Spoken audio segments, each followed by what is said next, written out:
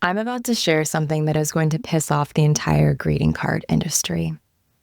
Valentine's Day isn't killing your sex life. Your attempts to make it perfect are. Look, I get it. You've got the dinner reservations at the fancy restaurant. You've ordered the flowers. You have the heart-shaped chocolate. You've got the whole evening planned down to the minute. And you're secretly hoping all of this effort leads to mind-blowing, wild sex.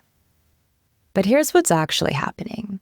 All of that pressure that you're putting on yourself or that you might be feeling from your significant other is basically throwing a bucket of ice water on both your and your woman's arousal systems. In this episode, I'm going to share with you 3 ways to turn Valentine's Day into a deeply passionate, dirty sexual evening. Welcome back to The Naked Connection. This is the show that supports driven men to reach sexual mastery and build deep connections.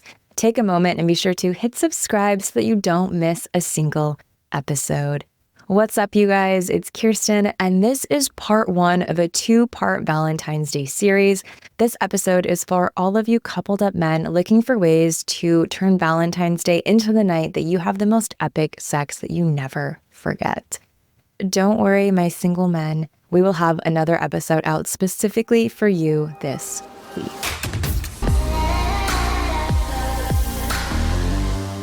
With that, let's talk all about what's really going on in your relationship around Valentine's Day. Now, most couples come to me thinking that they have a desire problem, but what they actually have is a pressure problem. Here's the thing. Research on arousal shows that trying to force romance can really trigger the sexual brake system. It's like revving your engine while holding down the brake pedal. You're not really going to go anywhere, and you might be doing some damage to your car. Let's break down how traditional Valentine's Day expectations are actually putting the brakes on your engine and ultimately cock-blocking you. First, that fancy dinner. Your body literally cannot be in digest mode and sex mode at the same time.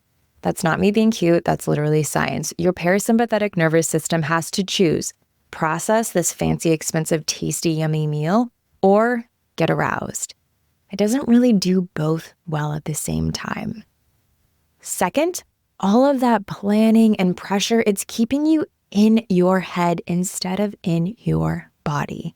And great sex happens in the body. When you are worried about whether your evening is romantic enough or if you're doing the things that she secretly is hoping that you do, you're actually activating the same stress responses that make it harder to get and stay aroused and to get and maintain an erection. Third, and this one is going to sting just a little bit. All of that good boyfriend, good husband behavior that you're performing, it might be making you less sexually attractive to your partner. Because here's what creates real desire. Authenticity, not performance. I am wagering a guess that couples who have the hottest sex lives often ignore traditional Valentine's Day expectations completely. Instead, I would imagine that they understand something crucial. Desire is really created by polarity, not politeness. So here's what actually works. First and foremost, drop the script. Instead of planning that perfect Valentine's Day evening, create space for deeper, different connection. This might mean having light hors d'oeuvres and eating on the floor by the fireplace. This might mean being really silly and playful and playing like you're going to break into your own house. This could be, I don't know why this is coming to my mind, but if you have ever heard of geocaching, it could be a really fun date for you to go geocaching around the city and make it a competition and have bets involved. You could play truth or dare. Do something that builds connection and invites in a little bit more play as opposed to just this simple sitting across from each other sharing a meal. Instead of relying on all of these bells and whistles, chocolates and roses to make it special, amplify the connection and the desire that you two share. Build the sexual energy and the passion that you had and tune into the curiosity and the love that brought you two together in the first place. That is what makes this day special. That is what makes your relationship powerful. Forget everything else. Use all of that. Build up within all of that. The second piece of what to do on this day is to use the tension. That pressure that you're feeling to make everything perfect, you can actually take that and transform it into sexual attention. You're like, how do I do that? First, by acknowledging it.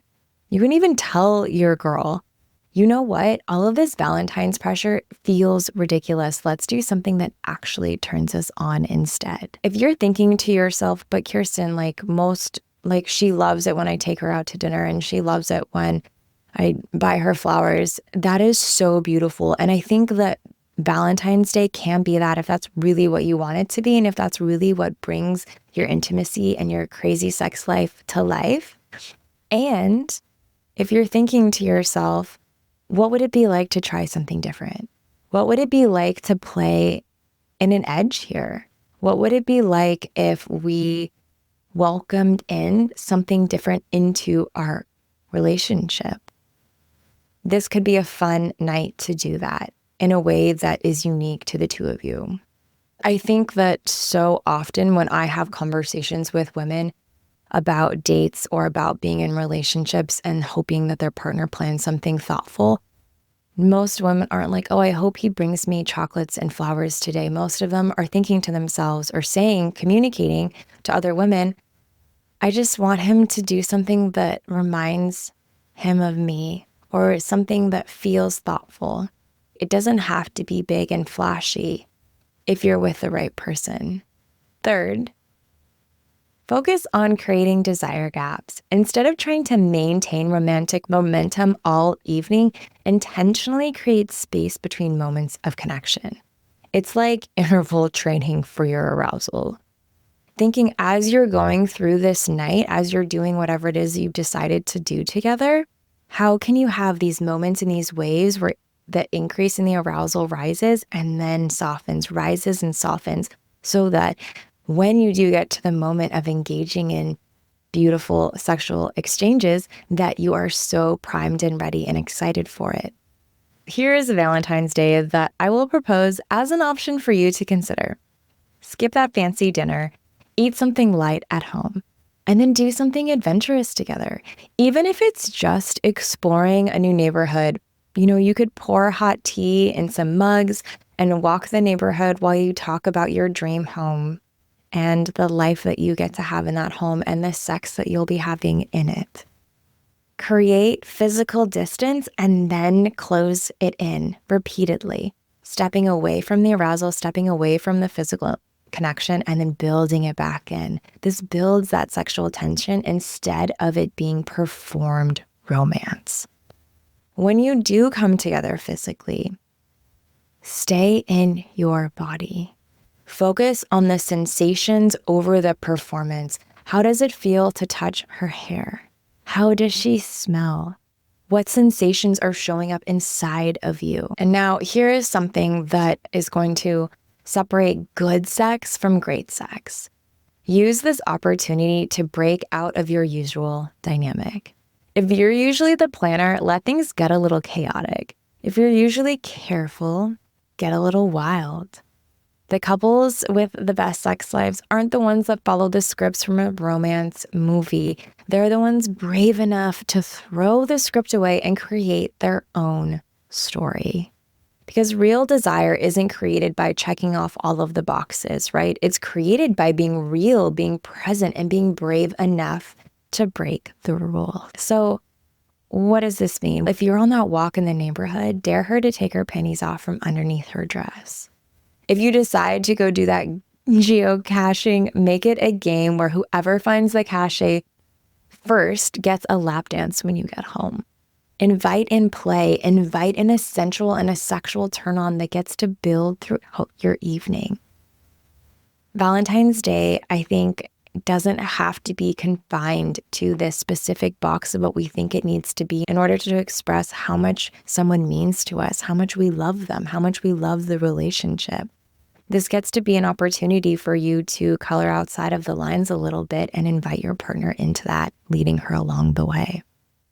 I hope that this has sparked some creative ideas in your mind about how you can shake things up this Valentine's Day season. That is all for part 1 of our Valentine special.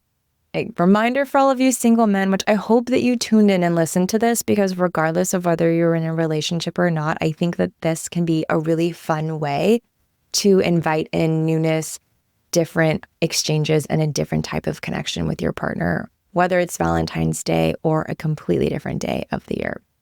If you found this helpful, please take a moment, subscribe to the show, leave a review, drop a comment below, connect with other men in this incredible community.